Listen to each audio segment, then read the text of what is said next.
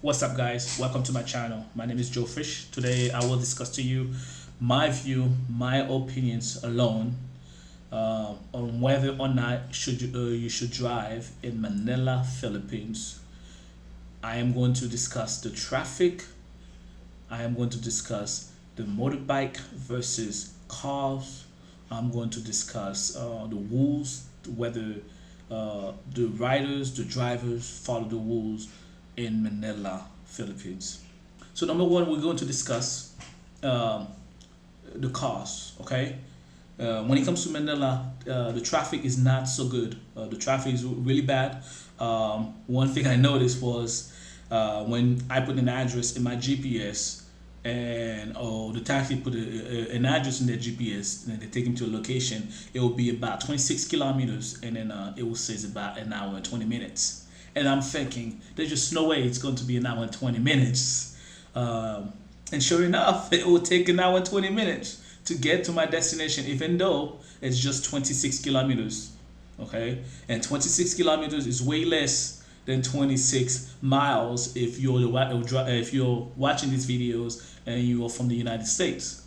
And so therefore it's a huge difference to see that such a little distance we consider to be that far out. I guess if you're familiar with New York driving, if you're familiar with Atlanta driving, you might be okay. Yeah, that's the biggest thing I noticed about driving in a car is that they did not maintain their lane. What I mean is, in Manila, I think there's roughly three lanes, one way, and a car you will likely find one car in two lanes, and they typically do that when they are overtaking someone else, or I think they just wanna look to see if it's clear so they can overtake someone else.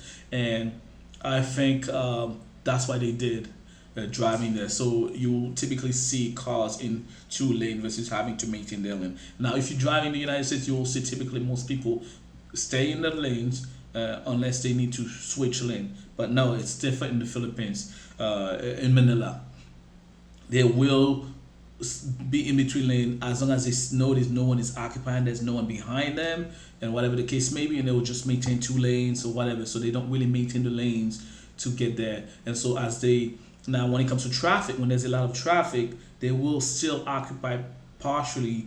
I would say a lane, three quarters of a lane, and then a little bit of the other lane, just so they can get ahead of. I would say, even though they try to keep maintain that lane, I think they do a very good job when someone else has their lane, has a signal on trying to merge to enter that lane. They allow them to enter that lane. So I didn't hear a lot of beeping when I was in Manila, and when I hear beeping, which means they running out of patience.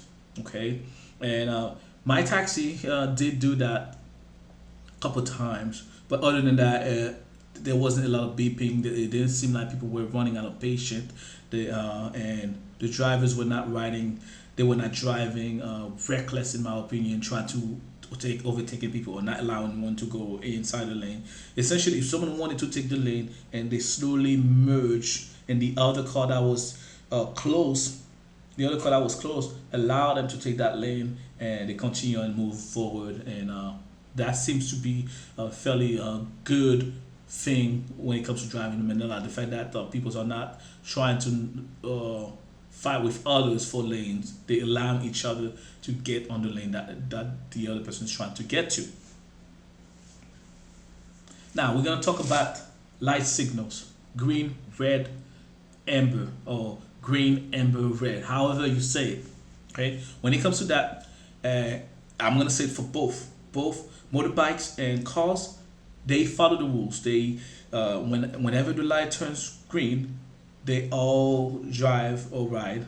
Whenever the light turns red, everybody stop. And I did not notice anyone who were looking to see if anyone's coming in and just go. And you will see that difference in my other videos when it comes to Vietnam because that was a whole different opinion driving in Vietnam when it comes to just going lane. But in the Philippines, Manila, they stay on their lanes, they follow the red light, the green light. So again, if the light is red, nobody's moving. Off in the Philippines, in other country that I've been to, they use a signal for red light. So as the time goes down, you know your light's about to turn green, and so you can kind of anticipate to for that change from red to green. And so you can see people are fully aware. Okay, this is about it's about to come up, so let me get ready. And as soon as that light turns green, boom, everybody's gone. Car moving, motorbike moving, no issue. Other thing I noticed when it comes to driving, they they do tend to drive under the speed limit. And when I say drive under the speed limit, and you're gonna say, oh, but it's traffic. I mean, when there's no traffic, when they're like on the freeway, because in Manila there's a skyway, they call it, I believe. You enter, essentially just like a toll, not essentially, it is a toll lane. So as you enter, you pay your toll fees, and then you just ride. There's not a lot of people driving in the skyway slash highway, so it's a pretty free highway slash skyway. uh, the traffic is very little. They still drive, in my opinion, what you would say under the speed limit. And I say under the speed limit, the highway speed were about 80 kilometers, and then you'll still, especially I was looking at my taxi, and he was going about 70 kilometers, and he was still passing others in that skyway, even though he was going under the speed limit. In my opinion, that's a downside, because I like going fast and I like going to the speed limit or higher. And however, I think this might be, some people may find it good, because it may mean that they care about and less accident. And yes, I did not notice any accident while I was in the Philippines. I took taxi and then went outside Manila, and everybody still had a good traffic, and I did not notice any accident or anything out of the norm that I would call when it comes to driving in Manila such part of the Philippines in a car. Okay, so now we're going to discuss driving or riding in a motorbike. When it comes to the motorbike in Manila, specifically in Manila, they have a specific lane for motorbikes. Now the motorbikes, they did not stay on that lane. They also goes in the car lanes, so between the cars, and trying to stay with the cars, and then just driving. Even though the cars and the motorbike were driving slash riding together, they still were respectful to each other, generally speaking. Especially the cars were very respectful to the motorbikes. They allowed them to come in, and they allowed distance to maintain whatever distance needed to maintain to keep stay away and not hate that motorbike. But with the motorbikes, they were really good at riding the motorbike. And again, they follow the speed limit. They follow the red, red, amber, green light. And so I think for that alone, the motorbikes did a great job. And also, you will understand when I speak about Vietnam, because driving in Vietnam is completely different. Um, but that's for another video. Um, okay. My humble opinion, I will give driving in Manila a 6.5. I give them a 6.5 because I fully understand the traffic situations. And I also, even with the traffic situation, the drivers, even the motorbikes, were still respectful to each other, and they also maintain a speed limit. They also follow the red, amber, green light. They also respected pedestrian. I only saw this happen once or twice, but the respect were there. They had a huge respect for pedestrian. Also, I wanted to bring up, in the Philippines, there's not just regular cars and motorbikes. They also have jeepney and other transportations, and these they do regular stops during hazard drive to for people who's trying to get out of those jeepneys, because they have arrived to their destination. Even then, this jeepney, they were pulling aside as much as possible so they can have people come out.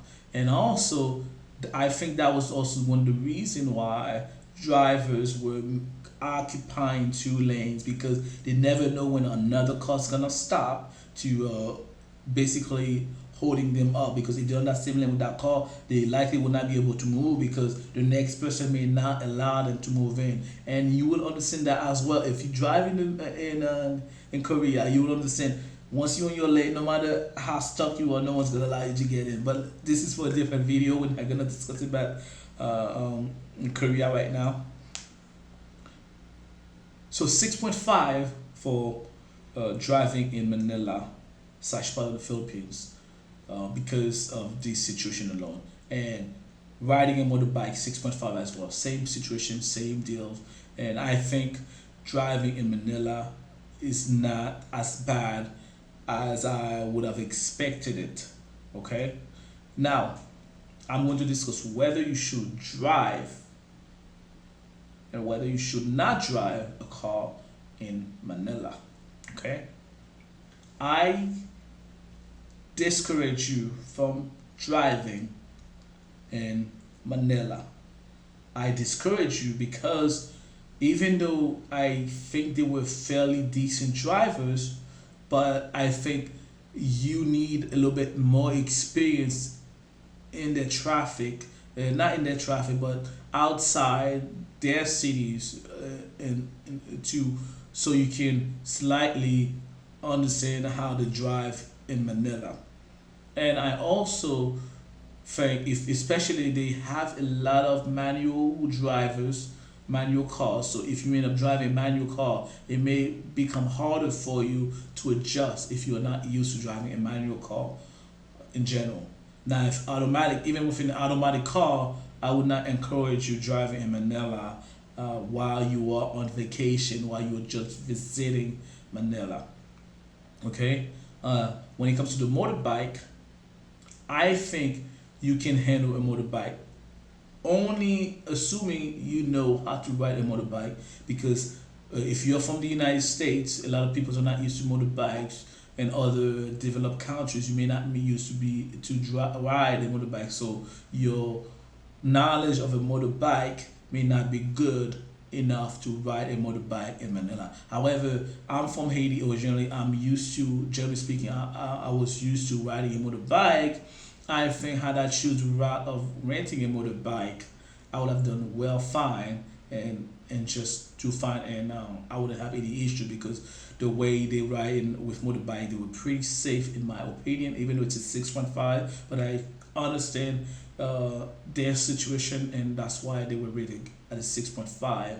And also in Manila, when you take a taxi, you it seems like it's the law that you must have a helmet. And I say it's a law because when I got a taxi, he didn't have one. Before I could get in, his buddy went to get him another helmet so I could use that helmet. And so I think they try to be as safe as possible, and to maintain to keep a lower rate of accident or whatever the case may be. So with that being said, thank you for watching my videos. And typically speaking, I tend to be more lenient about my rates, how I rate something, because I understand how other country functions versus the country that I am from, the United States. And so I also evaluate and notice other means that could be an issue for them. And so I understand all that. Thank you very much for watching my video. Please like and comment and subscribe to my channels. Next one, we're going to speak about Vietnam. You want to stick in and hear me speak about Vietnam, because driving in Vietnam is different. Thank you very much.